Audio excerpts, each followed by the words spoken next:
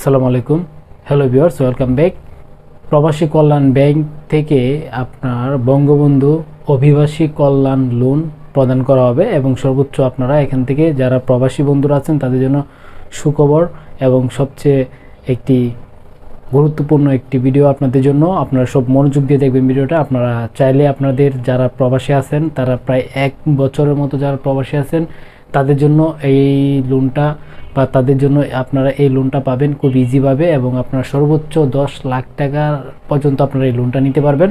এবং এই লোনের সুবিধা হচ্ছে এখানে ইন্টারেস্টের পরিমাণটা খুবই কম এবং আপনারা এই লোনটা প্রায় 23টা কিস্তির মাধ্যমে আপনারা প্রায় 2 বছর মেয়াদে আপনারা এই লোনটা পরিশোধ করতে পারবেন। সো এটা আপনাদের জন্য খুব একটা গুরুত্বপূর্ণ ভিডিও। আশা করতেছি সম্পূর্ণ ভিডিওটা দেখবেন, আপনারা কিভাবে এই লোনটা নিতে পারবেন এবং আপনাদের এই লোন নেওয়ার জন্য কি কি কাগজপত্র লাগবে এবং আপনাদের কি পরিমাণে আপনাদের এখান থেকে ইন্টারেস্ট আপনার পে করতে হবে সমস্ত, বা আপনার কোন কোন খাতে এই লোনটা ইউজ করতে পারবেন বা কোন কোন খাতে এর ক্ষেত্রে আপনারা এই লোনটা নিতে পারবেন, সেই সমস্ত বিষয়গুলো আপনাদেরকে এখানে ডিটেলস আমি আলোচনা করব। তো সাথে থাকবেন এবং সম্পূর্ণ ভিডিওটা দেখবেন।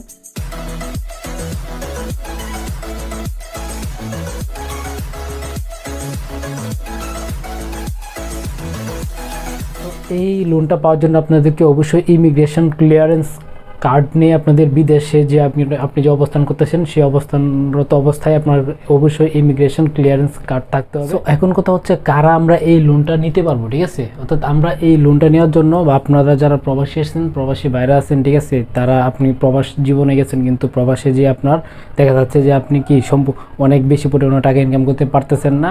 সো আপনার খুবই ইমার্জেন্সি 10 লক্ষ টাকার প্রয়োজন, ঠিক আছে?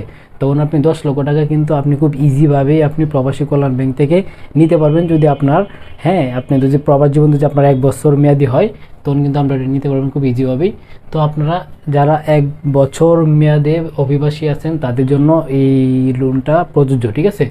এবং আপনার পরিবারের যে লোকজন আছে, ঠিক আছে, পরিবারের লোকজন যেমন বাবা মা ভাই বোন, ঠিক আছে, তারাই কিন্তু এই লোনটার জন্য আবেদন করতে পারবে এবং তারা এটা ভোগ করতে পারবে।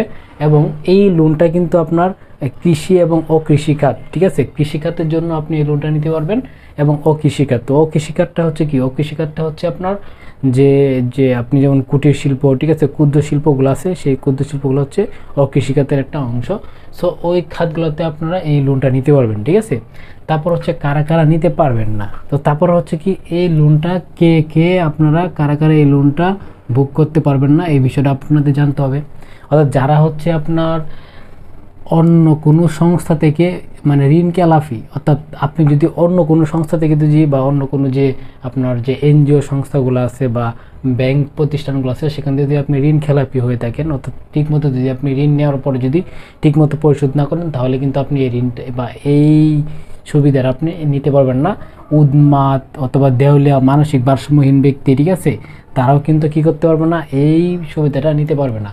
এবং অভিবাসী ব্যক্তি, অর্থাৎ আপনি যদি এই লোনের জন্য আবেদন করেন এবং আপনি যদি এর আগে যদি কখনো এই প্রবাসী কল্যাণ ব্যাংকের কোনো ঋণ থেকে বা ঋণ খেলাপি হয়ে থাকেন তখন কিন্তু আপনি কী করতে পারবেন না, এটার জন্য আবেদন করতে পারবেন না, ঠিক আছে? তারপর হচ্ছে ঋণের পরিমাণ।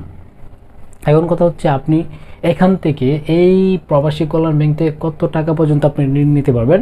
সো এই প্রবাসী কল্যাণ ব্যাংক থেকে সর্বোচ্চ আপনি 10 লক্ষ টাকা হচ্ছে আপনি এখান থেকে ঋণ নিতে পারবেন। সর্বোচ্চ কত? 10 লক্ষ টাকা ঋণ নিতে পারবেন, তার উপরে কিন্তু নিতে পারবেন না। তার চেয়ে নিচে আপনি 2 লক্ষ 1 লক্ষ 3 লক্ষ 5 লক্ষ 6 লক্ষ যত ইচ্ছা আপনি ঋণ নিতে পারবেন, কিন্তু 10 লক্ষ টাকার উপরে আপনি ঋণ নিতে পারবেন না, ঠিক আছে? তারপর হচ্ছে ঋণের সুদের হার। তো আপনি যে ঋণটা নেবেন, তো ঋণ নেওয়ার পর বা প্রবাসী কল্যাণ ব্যাংক থেকে ঋণ নেওয়ার পর আপনাকে এখানে কত % করে সুদ দিতে হবে সেটাও কিন্তু আপনাকে জানতে হবে, ঠিক আছে? সো এখন দেখেন ঋণের সুদের হার হচ্ছে কত? 9% করে আপনাকে এখানে সুদ প্রদান করতে হবে। এবং এটা কিন্তু একটা এখানে সুবিধা আছে, সেটা হচ্ছে চক্রবৃদ্ধি মুনাফা হারে, অর্থাৎ চক্রবৃদ্ধি বা সার্কেল আকারে হচ্ছে আপনার প্রতি বছরের মুনাফাটা এখানে কাউন্ট করা হবে মুনাফা। এবং চক্রবৃদ্ধি মুনাফার জন্য এটা হচ্ছে আপনাদের একটা একটা এক্সট্রা একটা সুবিধা হচ্ছে আপনাদের এটার জন্য। তারপর হচ্ছে ঋণের পরিশোধের মেয়াদকাল। এখন কথা হচ্ছে আপনি যে ঋণটা নেবেন এই ঋণটা আপনার কত বছরের ভিতরে বা কতগুলা কিস্তির মাধ্যমে আপনাকে পরিশোধ করতে হবে সেটা কিন্তু আপনাকে জানতে হবে। সো এটা হচ্ছে আপনার টোটাল 23টি কিস্তির মাধ্যমে 2 বছর মেয়াদে আপনাকে এটা কি পরিশোধ করতে হবে। টোটাল কিস্তি হবে 23 এবং কি আপনার মেয়াদ হচ্ছে কত? 2 বছর মেয়াদ, ঠিক আছে? তারপর হচ্ছে ঋণটা মূলত কোন খাতসমূহের ক্ষেত্রে আপনি এই ঋণটা নিতে পারবেন, ঠিক আছে। তো আপনার এই ঋণটা দুইটা খাতের ক্ষেত্রে আপনার বা দুইটা খাত দেখিয়ে আপনাকে কি করতে হবে, এই ঋণটা নিতে হবে সরকার থেকে। সো একটা হচ্ছে কি কৃষি খাতের জন্য হচ্ছে একটা ঋণ, আরটা হচ্ছে কি অকৃষি খাত।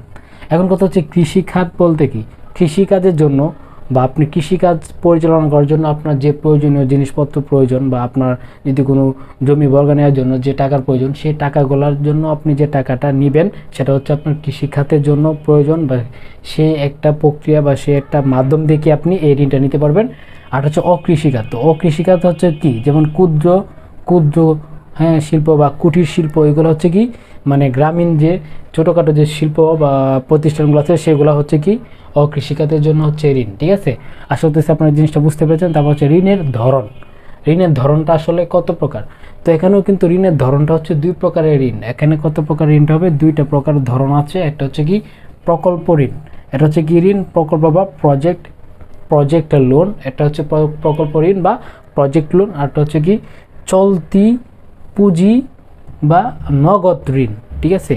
এই দুইটা ধরন হচ্ছে কি আপনার এই প্রবাসী কল্যাণ ব্যাংক আপনাকে 10 লক্ষ টাকা যে ঋণ পরিশোধ করবে সেই ঋণটা হচ্ছে আপনার এই দুইটা ধরনের হয়ে থাকে। তারপর হচ্ছে জামানত, আপনি যে ঋণ গ্রহণ করবেন, তো আপনার এই ঋণ গ্রহণ করার কিন্তু আপনাকে জামানত দিতে হবে, ঠিক আছে। তো জামানতটা আসলে আপনাকে কত দিতে হবে, তো আপনার এখানে একটা জিনিস জেনে রাখতে হবে, সেটা হচ্ছে কি আপনি যদি প্রবাসী কল্যাণ ব্যাংক থেকে 2 লক্ষ টাকা বা 2 লাখ টাকা যদি আপনি ঋণ নেন, তাহলে আপনাকে কোনো রকম জামানত দিতে হবে না। 2 লাখ টাকার উপর যদি নেন তাহলে কিন্তু আপনাকে জামানত দিতে হবে, এবং সেটা হচ্ছে কত 1.5 গুণ, ঠিক আছে। আপনার যে টাকা আছে, হ্যাঁ, যে আপনার নীতিমালা অনুযায়ী হচ্ছে কত 1.5 গুণ আপনাকে জামানত দিতে হবে। সো আশা করতেছি আপনার জামানতটা। তারপর হচ্ছে দেখেন যোগ্যতা ও প্রয়োজনীয় কাগজপত্র, ঠিক আছে। যোগ্যতা ও প্রয়োজনীয় কাগজপত্র নিয়ে আলোচনা করব। তো আপনার এই ঋণটা নেওয়ার জন্য আপনার যোগ্যতাও থাকতে হবে এবং প্রয়োজনীয় কাগজপত্র আছে কিনা সেটা আপনাকে যাচাই করে নিতে হবে। তো যোগ্যতাটা হচ্ছে কি দেখেন 18 থেকে 55 বছর বয়সী বাংলাদেশের নাগরিক হতে হবে এবং আপনার ব্যাংকের শাখার স্থায়ী বাসিন্দা হতে হবে, ঠিক আছে। অর্থাৎ আপনার প্রবাসী কল্যাণ ব্যাংকের যে শাখা আছে, সেই শাখার স্থায়ী বাসিন্দা হতে হবে এবং হচ্ছে আপনার 18 থেকে 55 বছর বয়সের বাংলাদেশের নাগরিক হতে হবে, ঠিক আছে। তার চেয়ে কম হলেও হবে না, বেশি হলেও হবে না, ঠিক আছে। তারপর হচ্ছে অভিবাসীর পাসপোর্ট লাগবে।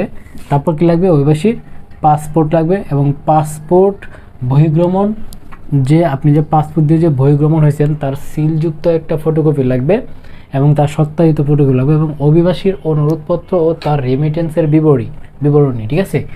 এবং যে এই লোনটা নেবে তার একটা হচ্ছে কি অনুরোধপত্র লাগবে, হ্যাঁ। তারপর হচ্ছে তার যে রেমিটেন্স, সে কত টাকা দেশে আদান প্রদান করে তার একটা বিবরণীও আপনাকে এখানে পেশ করতে হবে। তারপর হচ্ছে কি আবেদনকারীর কাগজপত্র।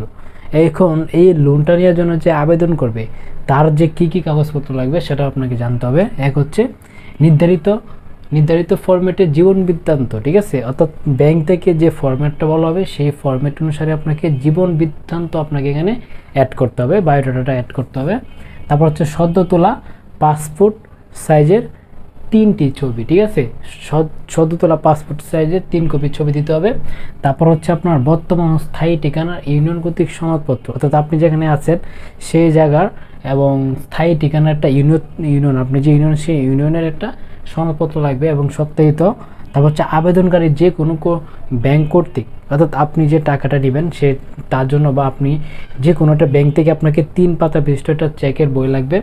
তো এই হচ্ছে আপনার আবেদনকারীর কাগজপত্র বা তারপর হচ্ছে আপনার জামিনদারের প্রয়োজনীয় কাগজপত্র। তো আমরা জানি যে কোনো একটা লোন নেওয়ার ক্ষেত্রে আমাদের একটা গ্যারান্টার বা জামিনদার প্রয়োজন হয়। সো সেই জামিনদারের জন্য কী কাগজপত্র লাগবে, তো জামিনদারের জন্য হচ্ছে 2 কপি ছবি ও এনআইডি কার্ডের ফটোকপি লাগবে, এটা জামিনদারের। তারপর হচ্ছে বর্তমান স্থায়ী ঠিকানা সম্বলিত পৌরসভার সনদপত্র, ঠিক আগেরটা মতোই। তারপর হচ্ছে কি জামিনদারের যে কোনো ব্যাংক থেকে বা যে কোনো ব্যাংক কর্তৃক 3 পাতা বিশিষ্ট একটা চেক বিশিষ্ট একটি মানে একটা চেক নিতে হবে। তারপর হচ্ছে কি দেখেন তারপর হচ্ছে আপনার এখানে যে আলোচনা বিষয় সেটা হচ্ছে কি আপনার কোন কোন খাতে নিতে পারবেন, তো কৃষিখাত এবং অকৃষিখাত। তো কৃষিখাতটা হচ্ছে কৃষিকাজের সাথে সম্পর্কিত যে খাতগুলো রয়েছে সেগুলো হচ্ছে কৃষিকাজ, আর অকৃষিকাজ হচ্ছে বা অকৃষিখাত হচ্ছে যে খাতে আপনি মানে কৃষির কোনো সম্পর্ক থাকবে না বা ফসল আবাদের কোনো সম্পর্ক থাকবে না, সেটা হচ্ছে আপনার অকৃষিখাত। যেমন হচ্ছে আপনার কুটির শিল্প, হ্যাঁ ক্ষুদ্র শিল্প, বিভিন্ন ধরনের ছোটোখাটো শিল্পগুলো হচ্ছে অকৃষিখাত। অর্থাৎ এই সেক্টরগুলোতে আপনি কী করতে পারবেন, প্রায় সর্বোচ্চ 10 লক্ষ টাকা পর্যন্ত আপনি লোন নিতে পারবেন প্রবাসী কল্যাণ ব্যাংক থেকে। সো এই ছিল আজকে আপনাদের আলোচনা, আশা করতেছি আপনারা বুঝতে পেরেছেন। আর আপনাদের ভিডিও ভালো লাগে অবশ্যই চ্যানেল সাবস্ক্রাইব করে দেবেন, নোটিফিকেশন বেল প্রেস করে দেবেন। আপনাদের একটা লাইক, একটা কমেন্টস অনেক উৎসাহিত করে আপনাদের জন্য ভিডিও বানানোর জন্য। সো প্রবাসী বন্ধুরা আপনারা ভালো থাকবেন এবং সাপোর্ট করে থাকবেন এমইউলারেজবিডিকে। আসসালামু আলাইকুম রহমতুল্লাহি ওয়া বারাকাতুহু।